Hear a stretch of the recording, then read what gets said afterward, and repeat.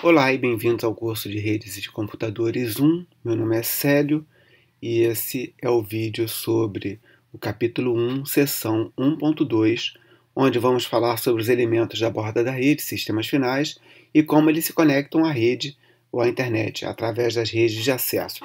Vamos falar também algumas características dos enlaces das redes de acesso. Então, na borda da rede temos os sistemas finais, que são os computadores, celulares, automóveis, dispositivos em geral, que vão se comunicar através de redes de acesso, que podem ser redes de celular, redes residenciais, redes institucionais, e podem se comunicar de uma forma com ou sem fio. E através dos roteadores no núcleo da rede, eles vão se conectar à internet. Nos sistemas finais, são executadas as aplicações. Na internet existe esse conceito de que para a rede ser escalável, toda a complexidade da rede deve estar na borda da rede, ou seja, nos sistemas finais. O núcleo da rede ele é bem mais simples, de certa forma bem mais simples. Ele tem basicamente a função de encaminhar os quadros, os dados, os pacotes da origem até o destino. Então, no núcleo da rede, existem basicamente dois modelos de comunicação entre os sistemas finais que é sustentado, suportado pelo núcleo da rede. Ou os clientes vão se conectar diretamente com os servidores de forma fim a fim, na arquitetura cliente-servidor, então onde você tem um servidor que fica rodando 100% do tempo, esperando por requisições, esperando por conexões de clientes que podem aparecer a qualquer momento. E esse modelo é chamado então de comunicação, modelo cliente-servidor.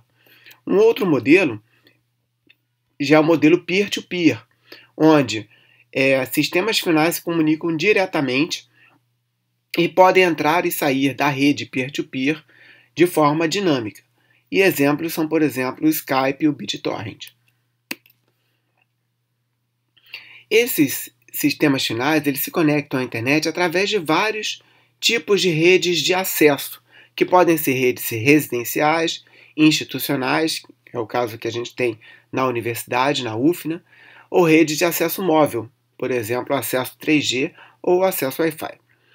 É importante lembrar que cada uma dessas redes de acesso possui largura de banda diferente, atraso diferente, podem estar sujeitas a modelos de perda diferentes, por exemplo, uma rede via satélite versus uma rede de fibra ótica. E o canal que elas usam, o meio de comunicação, ele pode ser compartilhado, como é o caso de um meio sem fio ou do meio via cabo coaxial, ou dedicado, como é o caso das redes de fibra ótica, das redes DSL. A gente então vai falar de alguns modelos de redes de acesso e tecnologias de rede de acesso.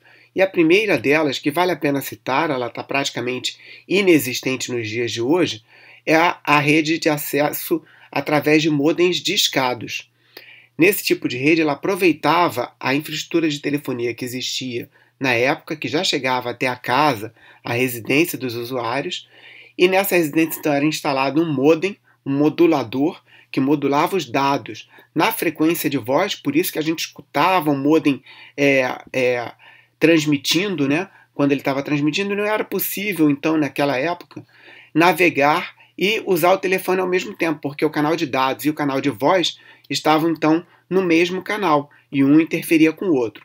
Então, se você estivesse falando quando uma comunicação de dados existia, a sua voz ia interferir nos dados e vice-versa, porque os dados modulados nessa tecnologia, eles são modulados na mesma faixa de frequência da voz, e com isso não era possível falar ao telefone e navegar ao mesmo tempo. É uma tecnologia já ultrapassada, mas que vale a pena registrar para conhecimento de vocês. Vários de vocês devem ter ouvido falar ou até mesmo presenciado o uso e usado modems discados.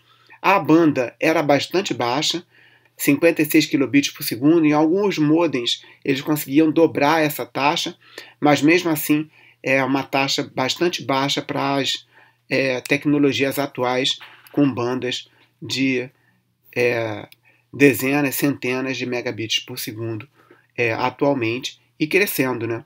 Cada vez mais, em especial com o uso da fibra ótica, que a gente vai falar mais à frente.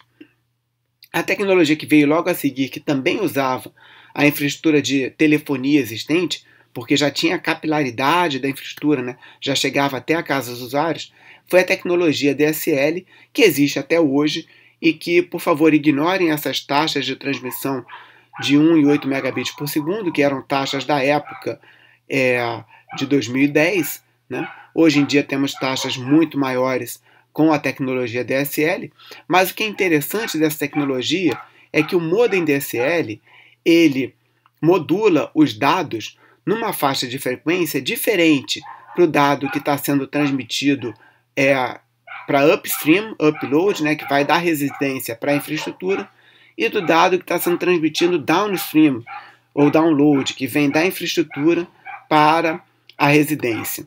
E como eles estão sendo transmitidos numa faixa de frequência diferente da faixa de frequência de voz, então é possível você falar ao telefone e transmitir e receber dados simultaneamente, porque tanto a transmissão quanto a recepção, quanto o canal de voz estão em faixas de frequências diferentes. Um detalhe interessante é que, apesar de estarem em faixas de frequências diferentes, eles precisam de um filtro para filtrar o sinal naquela faixa de frequência, para que ainda assim o sinal de dados não interfira na voz, nem a voz interfira nos dados. Então é muito comum que vocês tenham visto alguns filtros que a operadora instala na casa de vocês quando usa a tecnologia DSL para impedir a interferência de um sinal de voz que possa ter harmônicos em altas frequências e interfira com o sinal de dados, e também do sinal de dados que tem harmônicos que possam interferir na comunicação de voz.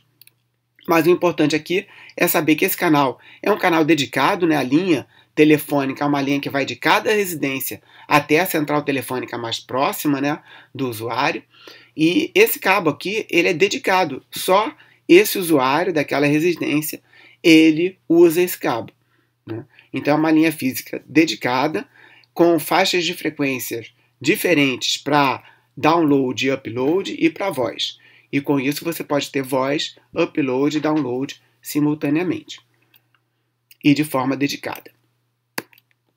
Na tecnologia via cabo, você já não usa a infraestrutura da rede de telefonia, usa uma nova infraestrutura de rede, então que foi instalada nas grandes cidades, que é a infraestrutura de TV a cabo, que já existia até para TV a cabo e agora ela é dividida, né, as faixas de frequência são divididas para cabo e para dados.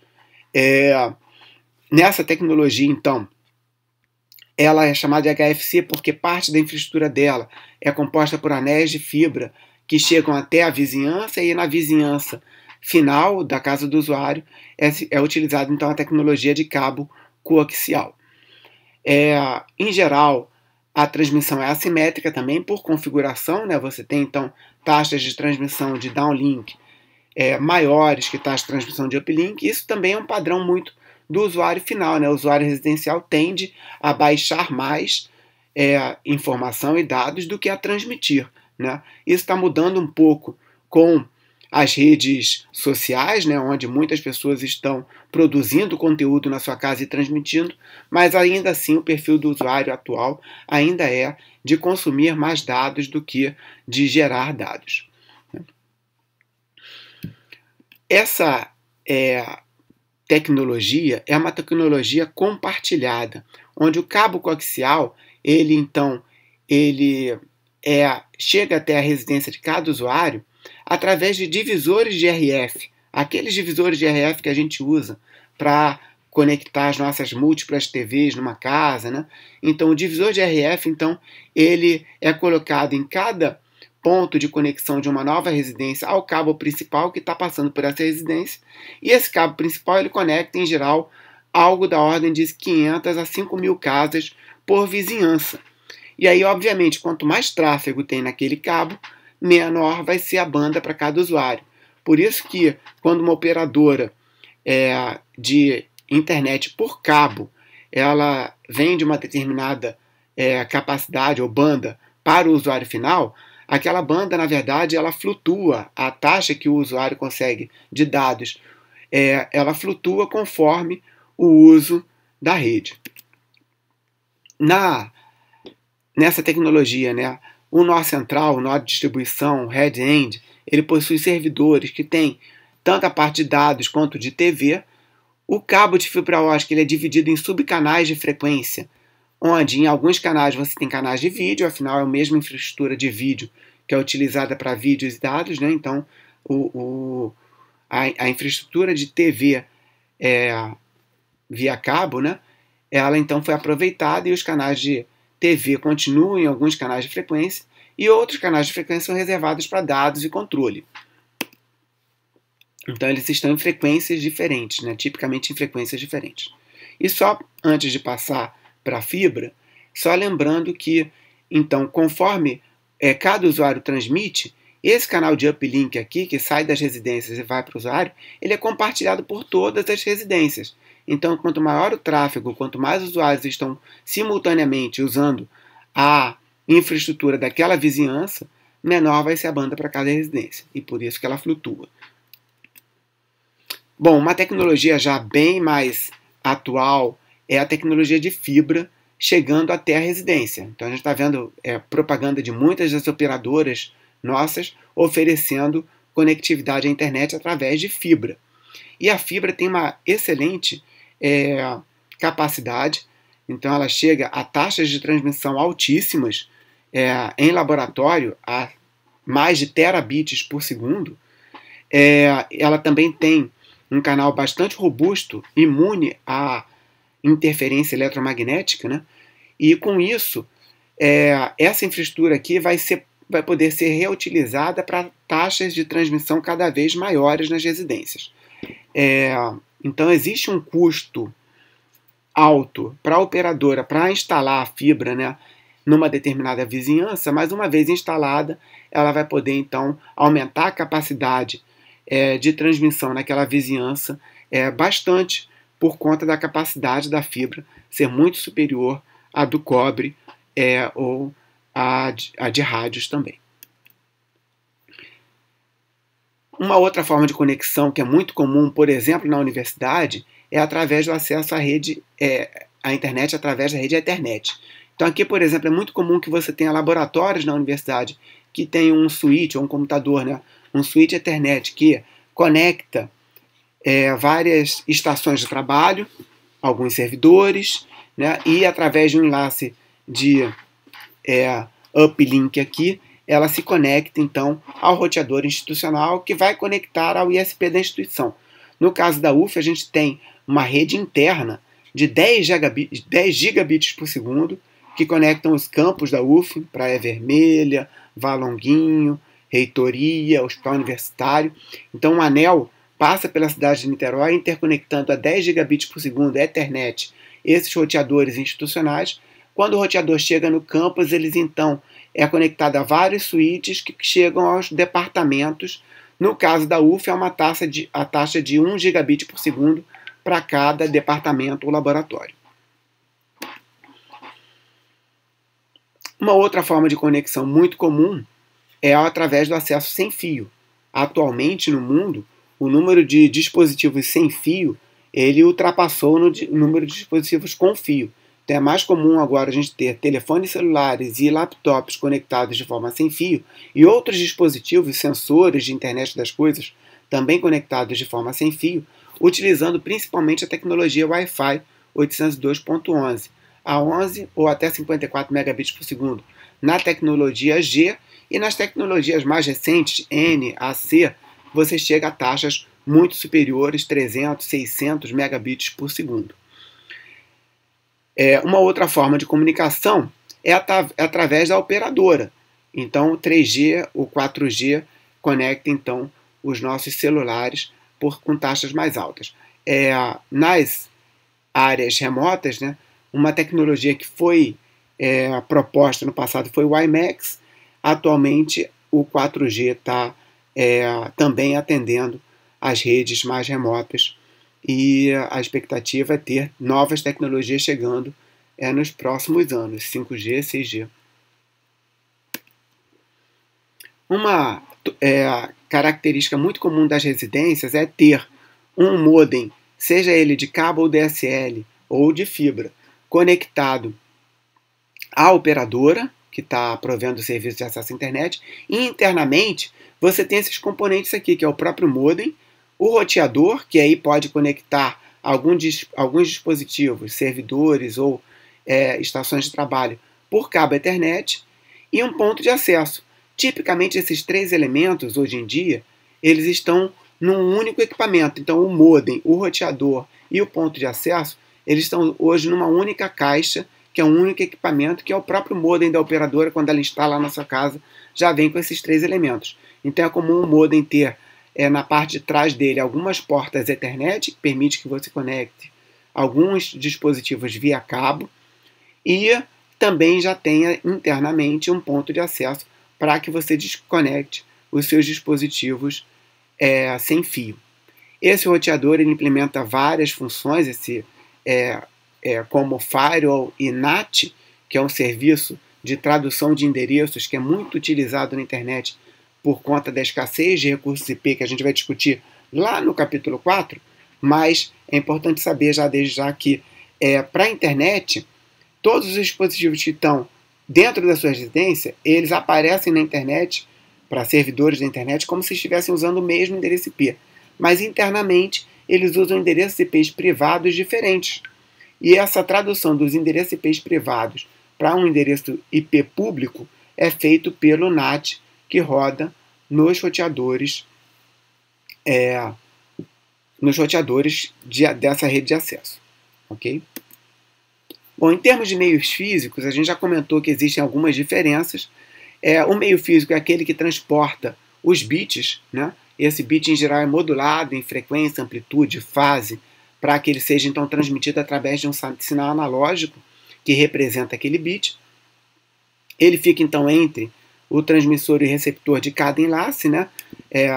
Então conectando, por exemplo, aqui um laptop ao ponto de acesso sem fio, existe um meio físico que é um meio não guiado, né? Sem fio de rádio. Mas poderia estar conectado também através de um cabo Ethernet, como esse cabo, e eu estaria usando um meio guiado de cobre, né? Ou, no caso das redes de acesso via fibra, ou um cabo coaxial no caso das redes de acesso via cabo. É interessante saber que os cabos têm blindagens diferentes, né? Então quem já partiu um cabo coaxial viu que tem ali uma malha de metal ao redor do cabo que protege, que constrói uma gaiola de Faraday e protege aquele cabo de interferências eletromagnéticas externas, para que o sinal que você esteja transmitindo não sofra interferências. E aí, conforme a blindagem, o cabo recebe, classificado em várias categorias. Cabos de categoria 3 conseguem ser usados como cabos de rede Ethernet até 10 megabits por segundo. Categoria 5, até 100 megabits por segundo. Categoria 6, 1 gigabit por segundo. E por aí vai.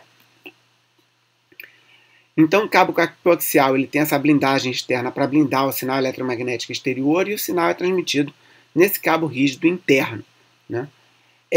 Já o cabo de fibra ótica ele é um túnel, um túnel de vidro, né? A fibra de vidro, onde dentro desse túnel ele transporta pulsos de luz. E cada pulso, né, modula então bits, uns e zeros. E então você tem a luz se propagando dentro de cada fibra ótica, né? Com isso você consegue taxas de transmissão altíssimas, como eu falei, em laboratório, passando de terabits por segundo, e taxas de erro bastante baixas, especialmente porque a fibra ela é imune a ruído eletromagnético. Um outro meio físico, muito típico é o sinal de rádio, que é usado por acesso via micro-ondas, redes locais sem fio, como Wi-Fi, redes de celular 3G, 4G. Como eu disse, ignorem, por favor, essas bandas, porque a rede de 3G e 4G, hoje em dia, suportam taxas muito maiores, de dezenas de megabits por segundo. E redes de satélite, que já existem há bastante tempo, aí desde década de 70, 60, 70, com também canais de dados e também, em alguns casos, canais de acesso à internet em regiões que não tem outro tipo de infraestrutura. É muito comum no Brasil, no interior, existir acesso somente via satélite porque não tem infraestrutura de celular ainda na região. Bom, com isso a gente conclui a seção 1.2 do capítulo 1.